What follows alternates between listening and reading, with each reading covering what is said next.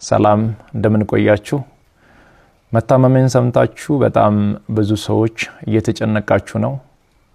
መታመሜን የነገርኳችሁ እንድትጨነቁ ፈልጌ ሳይሆን እንድትጸልዩልኝ ስለሚፈልግ ነው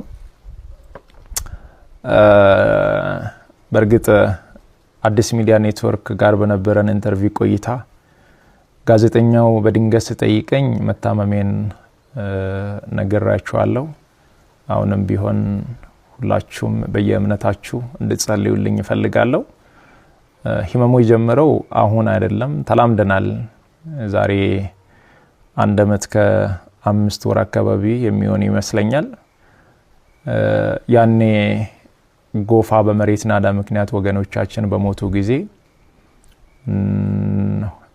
ለማገዝ እዛ ነበርኩኝ እዛ ታመምኩ ከዛ በኋላ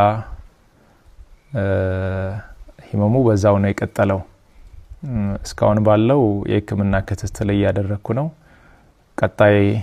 ያለው የህክምና ሁኔታ በቅርቡ ከሀገር ውጪ ሄጄ በቂ ህክምና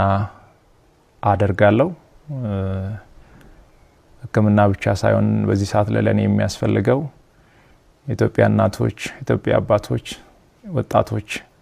ሁላችሁም በየእምነታችሁ እንድትጸልዩልኝ እፈልጋለሁ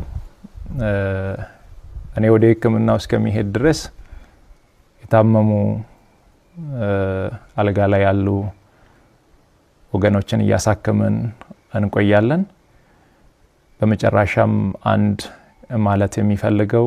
በዚህ ሰዓት ለኔ የሚያስፈልገኝ አንድ ነገር ብቻ ነው